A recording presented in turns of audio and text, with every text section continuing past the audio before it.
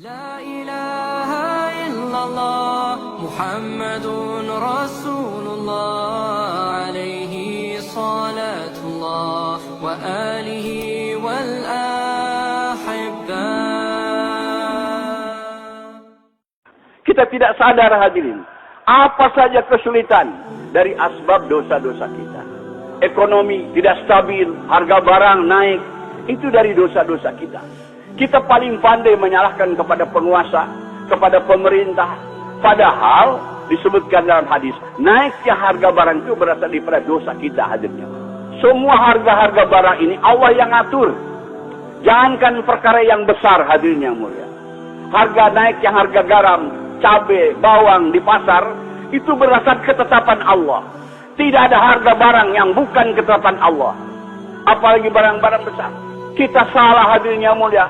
Naiknya sesuatu harga barang, demonstrasi kepada lembaga tertentu, mengganggu masyarakat dan lain sebagainya. Sholat tidak. Tidak mungkin hadirin yang mulia.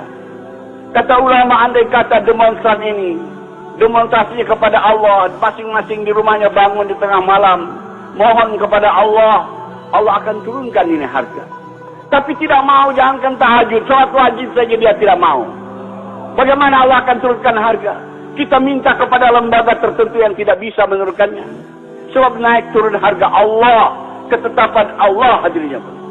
Jangankan perkara besar, perkara kecil, gugurnya satu daun daripada pohon, itu berdasarkan daripada perintah Allah Subhanahu wa Ta'ala. Segala musibah bencana yang datang kepada kita ini dari dosa-dosa kita. Allah berfirman dalam Al-Quran, Zaharul fasadu fil barri wal bahri bima kasabat aidinas. Telah terjadi kerusakan bencana di daratan dan di lautan dari akibat amal buruk manusia. Jadi bukan secara ilmu pengetahuan itu kalau terjadi gempa karena gesekan bumi, lapisan bumi begitu. Kalau tsunami begitu, udah. Semua atas perintah Allah. Bumi tidak akan gempa dan bergoyang kalau tidak diperintah oleh Allah. Gunung tidak akan meletus kalau tidak diperintah oleh Allah. Air laut tidak akan naik ke darat kalau tidak diperintah oleh Allah. Semua atas perintah Allah. Karena daripada dosa-dosa kita. Perbaikan di atas tobat. Kita taat kepada Allah. Akan Allah perbaiki segala keadaan di hadir. Allah akan tentramkan dunia negeri kita ini. Kalau kita taat kepada Allah Subhanahu wa Ta'ala. Kalau kita tidak mau taat kepada Allah. Walaupun kita berpendidikan tinggi. Mau mengatasi masalah dengan akal kita. Tidak bisa hadir. Allah akan datang macam-macam bencana yang lain. Semua kebaikan akan tercipta dengan agama. Sampai kesehatan hadirin yang mulia. Ini daripada datangnya penyakit daripada dosa-dosa kita. Rasulullah SAW bersabda dalam hadis, Al-Marid bin Al-Junub. Sakit itu, penyakit itu daripada dosa kita. Kita tahunya kalau sakit ke dokter, beli obat. Dosa tidak diperbaiki. Nanti datang lagi penyakit yang lain. Contoh misalnya hadirin. Ada wabah penyakit malaria. Asbabnya daripada nyamuk malaria. Maka pemerintah, Departemen Kesehatan menganjurkan. Jangan ada air yang tergenang. Got-got bersihkan. Masyarakat lakukan seperti itu. Got-got bersih, air tergenang tidak ada. Tapi dosa tidak dihentikan. Allah datangkan nyamuk yang suka, yang senang hidup di air yang bersih. Yaitu nyamuk demam berdarah. Lebih jahat daripada nyamuk malaria hadirnya mulia. Tidak bisa menyelesaikan kita. Selesaikan masalah dengan agama. Tobat dengan taat kepada Allah. Allah yang akan menyelesaikan.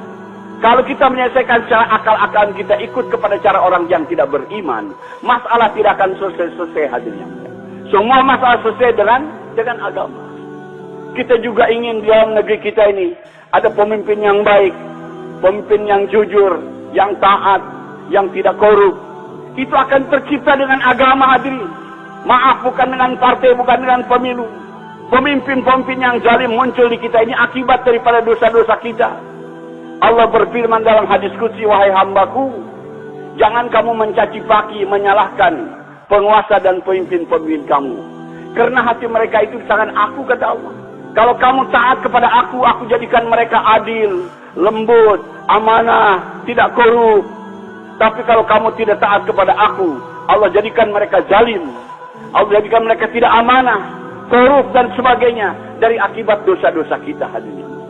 Penting ketaatan kepada Allah. untuk menjaga segala sesuatu.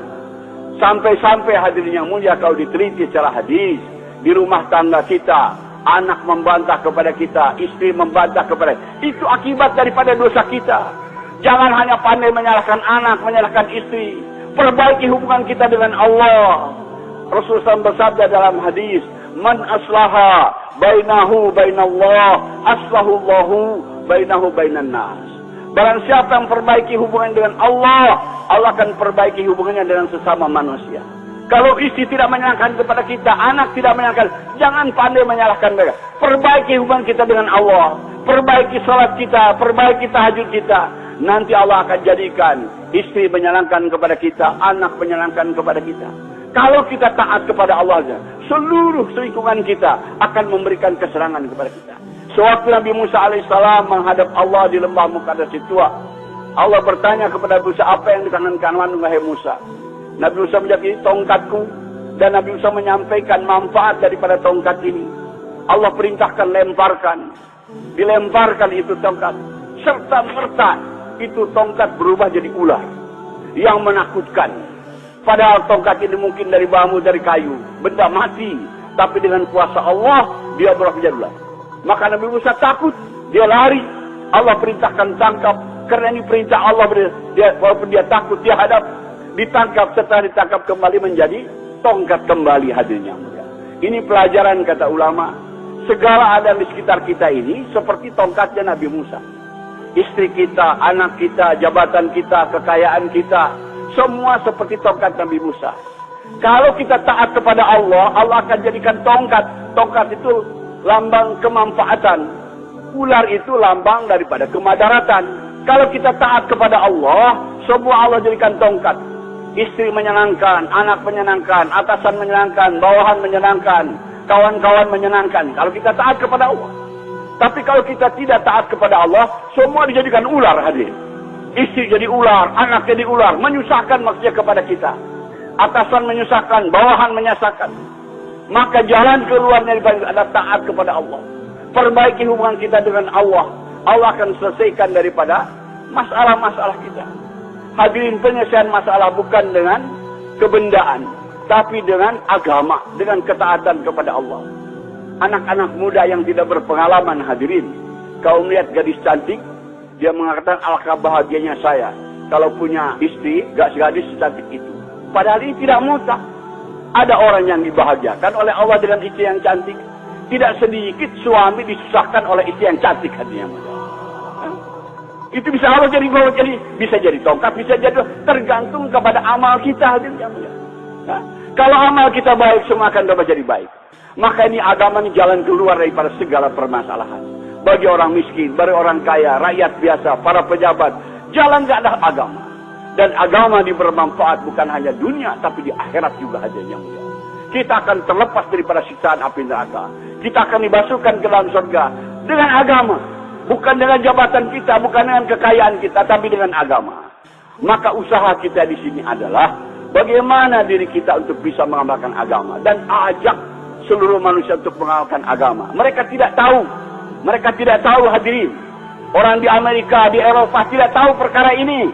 Hanya orang Islam yang diberi hidayah oleh Allah. Bahwa kebahagiaan ada dalam agama. Beritahu, kita korban. Mungkin orang tidak terima. Nabi-nabi juga begitu. Dipukuli, dipelototi, dicemburi. Bahkan dilempari, bahkan ada yang dibunuh. Demi memberitahu kepada mereka bahagia dan taat kepada Allah Subhanahu wa Ta'ala. Kalau kita bangkit atas usaha ini hadirin, Allah akan datangkan agama pertama-tama kepada diri kita. Setelah itu kepada ummah. Maka kita lanjutkan pengorbanan dan usaha Rasulullah SAW. Maksud kita kumpul-kumpul di sini bukan hanya sekadar dengar ceramah dengan bayan. Tapi kita siap korban. Datang ke kampung-kampung. Masih banyak orang Islam yang tidak sholat. Tidak taat kepada Allah. Datang kepada mereka. Beritahu bahwa kebahagiaan akan datang hanya dengan agama. Jangan pandai menyalahkan saja. Salah pemerintah. Salah kita. Karena kita tidak taat kepada Allah Subhanahu wa Ta'ala. Maka untuk itu kita diminta dengan hadis ini. Supaya siap korban. Untuk usaha agama. Agar agama wujud pada kehidupan kita dan pada umat. InsyaAllah siap semua hadirin. InsyaAllah para masyayikh akan lebih menjelaskan dengan gamblang perkara ini. Maka kita ikuti nasihat-nasihatnya, keinginannya. Maka agama akan datang kepada kita dengan ikut usaha daripada Rasulullah itu dakwah dan tabligh. Kalau agama sudah wujud pada kita hadirin, kalau ada kesusahan apa-apa, peribahasa tinggal angkat tangan saja. Ya Allah, ya Allah. Allah akan selesaikan. Kalau kita sudah tunaikan daripada keinginan Allah, yaitu kita amalkan agama. Siap semua insyaAllah? Subhanakallahumma bihamdika nasyhadu an la ilaha illa anta nastaghfiruka wa natubu ilaik. Wassalamualaikum warahmatullahi wabarakatuh. Subhanallahi walhamdulillah.